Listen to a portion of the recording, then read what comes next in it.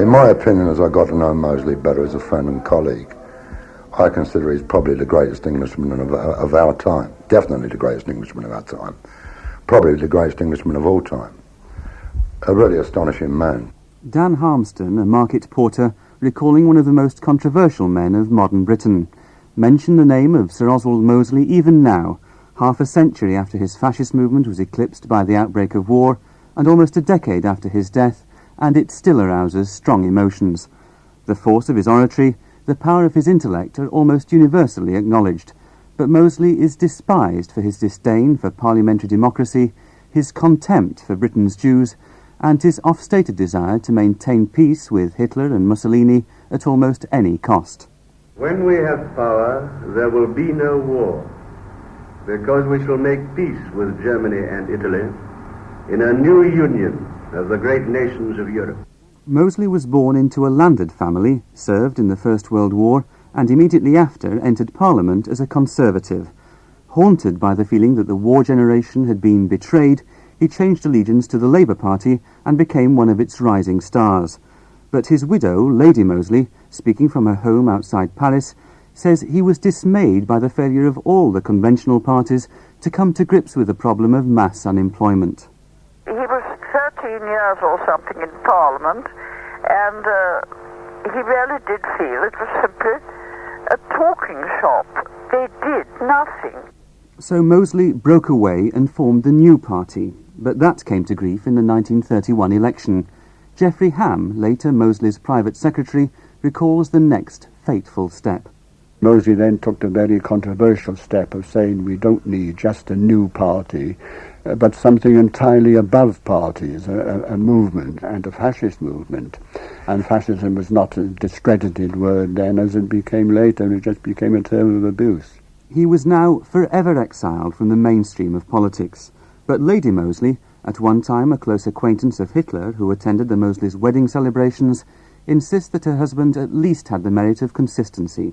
He was somebody who stood all through his political career for rearmament, first of all in the Tory party, then in the Labour Party, and then as a fascist.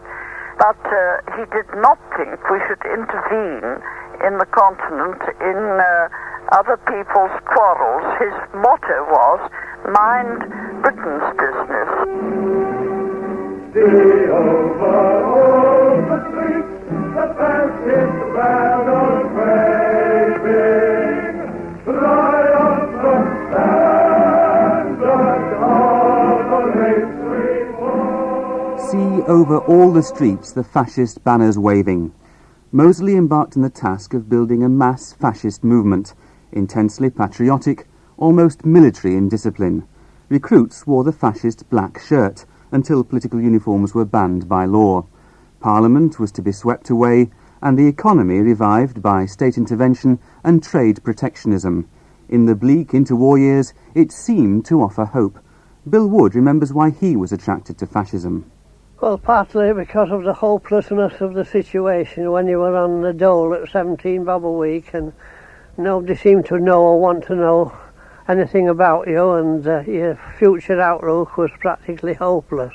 I happened to be in Leeds one time when Mosley had a meeting in Leeds Town Hall, and it was something so different from the respectable Conservatives or the Socialist Red Front. But the one enduring fascist stronghold was in East London, where Sid Bailey was among Mosley's followers. You've got to remember that the East End of London was a great working class area, and therefore these were the people who were suffering most in the depression. So they pointed out they was looking for alternatives. They were desperate. They was been betrayed. They'd been let down by the Labour Party, and they were men, ex-servicemen from the First World War, who promised a land fit for the heroes to live in, and when they came back to depression, misery, queues, long unemployment queues, and everything. So what are they going to turn to? The patriotism, the parades, the uniform all had their appeal, but the main attraction of British fascism was Mosley himself. He combined a certain aristocratic aloofness with speeches which always came to a rousing crescendo.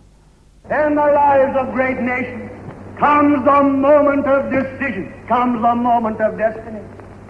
and this nation again and again in the great hours of its fate has swept aside convention and has decided to follow men and movements who say we go forward to action. Let who dare follow us in this hour. I think the main thing that attracted you was Mosley himself, because he was 6'4", and because he was a fencing champion too of Britain, and he had that sort of agile figure, and his manner of speech was almost like machine gunning sometimes, with facts and figures where they used to come out, but it was certainly something different.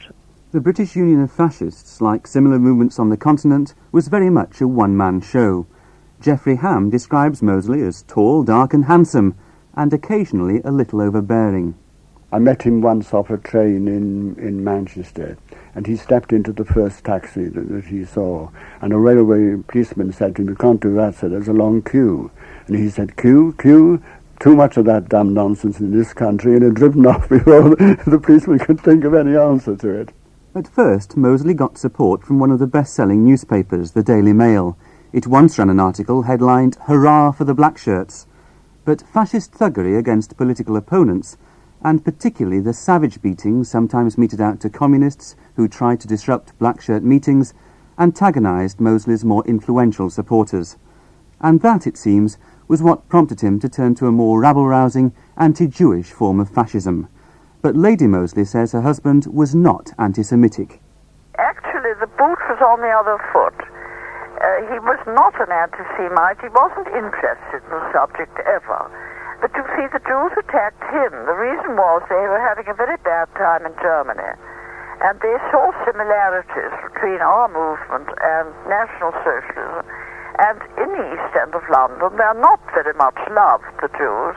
And a great many people joined the movement down there in the hopes, I suppose, that Mosley, as they were so hostile to him, would be hostile to them. Well, he said, they attack us non-stop, now I'm going to attack them. That doesn't quite square with Bill Wood's recollection of the anti-Jewish rhymes some of his fellow fascists chanted as they marched through the streets. It had an almost sinister effect of going down the hedgerow with a long line of column. The Yids, we're going to get rid of the Yids. We're going to get rid of the alien Yids. Tramp, tramp, tramp, the Yids. Anti-Jewish slogans, anti-Jewish marches inevitably led to fights, especially when the fascists tried to march through the largely Jewish districts of East London. The Mosleyites, the black shirts, were intent that they were going to march in demonstration through the East End. And the opposition, which was largely communist-inspired, they were intent that Mosley would not walk through the East End. Tom Wilson was then a police constable in London. He was on duty at the most notorious of these clashes, what has gone down in history as the Battle of Cable Street in October 1936. It looked to me that we were getting it from everybody, both sides. And everything was being thrown at us. Stones, railing tops, bricks, half bricks, bottles, tin cans, the lot. By now, the war clouds were gathering over Europe. Britain's fascists were becoming more closely identified in the public mind with Hitler in Germany. Mosley was asked late in his life what he would have done if he'd ever become Britain's leader to avert the Second World War. Well, I think that one would obviously have seen much more of Hitler than I ever did see of him, and say, now you've got every position you want except one, question of the Polish corridor. Why not play it? In fact, you should play it politically. Say to the English, how would you like Yorkshire and Lancashire divided by a corridor with foreign troops in between? This cannot last. Now help me be fair about it and play it, in fact, politically as he could have played it. But all that jumping up around and threatening and waving flags and threatening other people aroused all the fighting instincts in our people, and was a mad act of folly, making war absolutely necessary. Not necessary, but inevitable. Even today, Mosley's followers argue that war could have been avoided. John Christian runs an organisation called the Friends of Oswald Mosley, which publishes a newsletter, Comrade. Its message, Mosley was right. Our interests were in the Empire, not in Europe at that stage. There was no interest of ours to go poking our nose into Europe. And I think it's pretty well proved conclusively now that Hitler never wanted war, Germans never wanted war, they wanted to go east. And looking back over half a century, Bill Wood has no regrets about his involvement in fascism. I'm sorry I didn't do more in the way of activities to support them to prevent another war, because that was Mosley's whole idea in the later period, at any rate, to save not only the empire but to save this country getting bashed up as well.